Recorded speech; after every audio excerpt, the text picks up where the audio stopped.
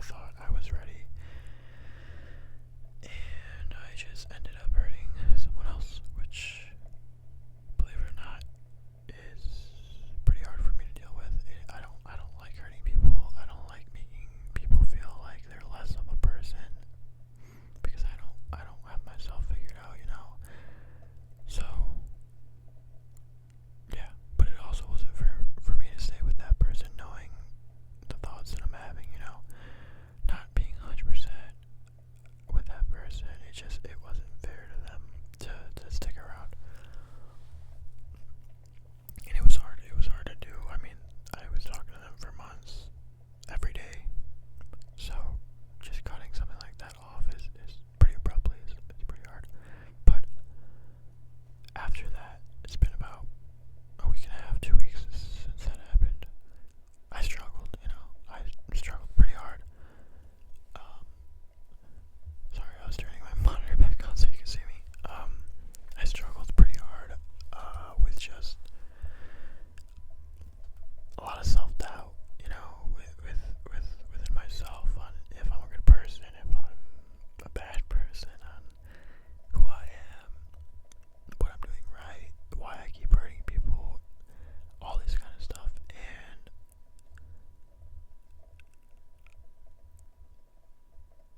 I don't think I'm a bad person. I know I'm not a bad person because my intentions with these people are never bad.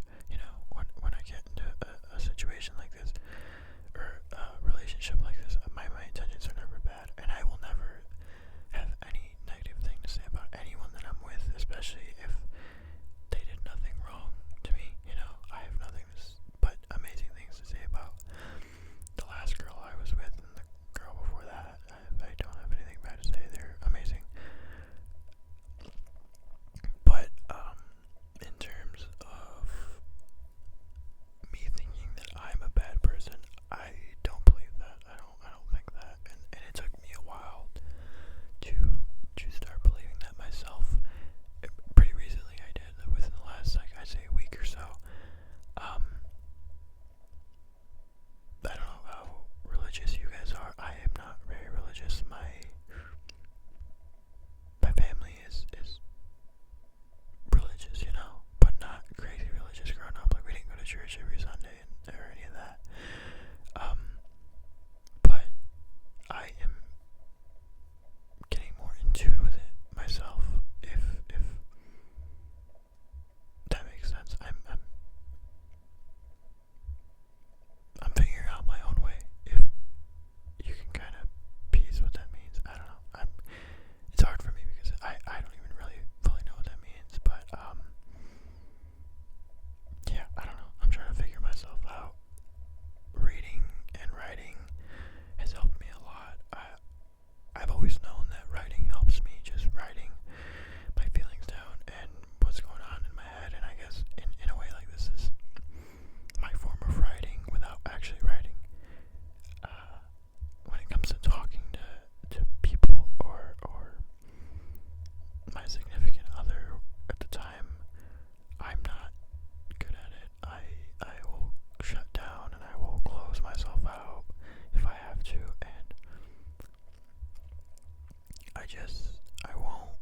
I won't be able to speak when the time comes, you know, like when there's an issue or like there's something serious going on. Like, there's things I want to say, and they're there, like, you know, like they're right there, but yeah, I don't know, it just doesn't come out, and I hate it, and I wish I could change it just with the flip of a switch, but I can't. So writing is a form of